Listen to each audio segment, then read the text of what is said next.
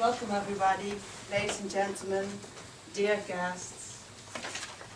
Today I'm going to tell you some important things to feel fitter and healthier. Don't we all want to feel fitter and healthier? Well, I do. First I'm going to tell you what scientific results brought me to the conclusion that these are the things you need to do. And then of course I'm going to share my most important conclusion to you. Third, I will share with you how you can implement that tomorrow, immediately, easily, or perhaps even tonight. But before all this starts, I'll tell a little bit more about myself. There's so many guests now. Most of you know that I'm a medical doctor and I have a PhD in epidemiology. Well, epidemiologists love big databases. We love to ask more than 10,000 people for more than 30 years long to fill in questionnaires, to share whatever happened in their lives, how they feel, their depressions, their anxiety, what they eat, how they sleep, how their family lives are. We want them to cut their nails and give us samples. We want them to give samples of their blood, their urine, and some studies even take poop samples.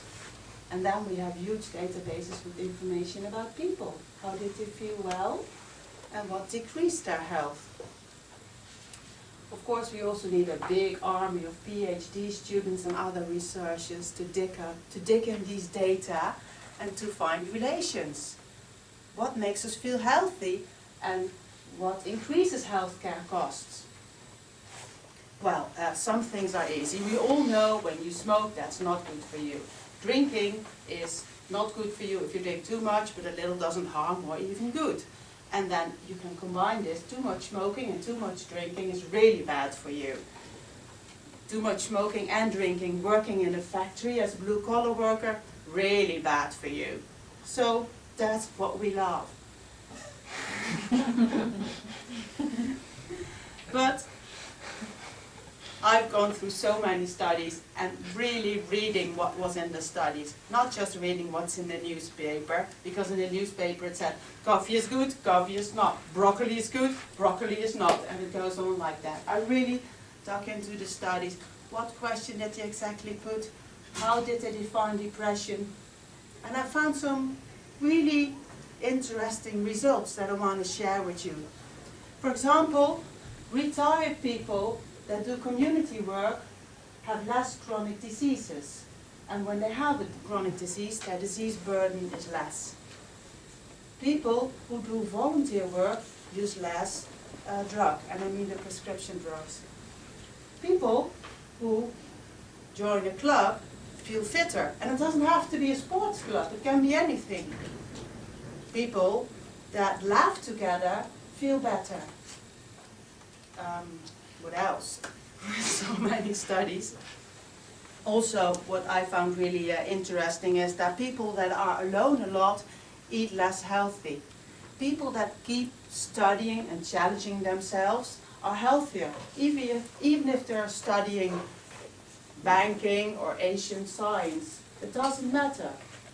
Also, people that have a dog are healthier. And people who join the church, who belong to a church, have less healthcare costs. And I was looking through all these results and relations, correlations we say, and I was searching for meta-information. But it's not easy because these studies also say that people that own a dog are healthier. Is this because if you have a dog, you have to walk it 3 times a day, so you get some minimal exercise? Or is this because if you have a dog, there's always someone happy when you come home? There's always this furry little monster running around, and how grumpy you are, it doesn't matter, he's happy, you're there. Or you get baptized every morning. Perhaps dog owners, while walking around in the park, meet other dog owners. and they have something to talk about. They share important information, like there's a new HEMA shop around the corner. There you have some connectiveness. And reading all this stuff, I concluded that what we all need to feel fitter, that what we all need to be healthier is some sense of connectiveness. We all want to add value and be appreciated. That's it. I also promised you a way to start that. It's on a silver plate, just in front of you. Join ToastMasters, share with us, laugh together, it's so healthy. Or stretch yourself a little bit more, do a presentation, do an evaluation, help the aha counter, do the timekeeping. There's so many little tasks that make you so valuable for our club and will help us to feel connected. And if you really want to dive into it, of course, you can also help for the 2 competitions that are coming up. You don't need to spend a lot of time. Chanel will tell you all the details, and the rest of the club officers can also tell you everything about it. If you just tell us you will be there and you will do 1 task, that's okay. And it's also okay if you want to spend extra evenings. It's so good for your health. So do it. So the shortest shortcut to improved health, decreased healthcare costs, feeling happier, feeling fitter, and longevity is step in.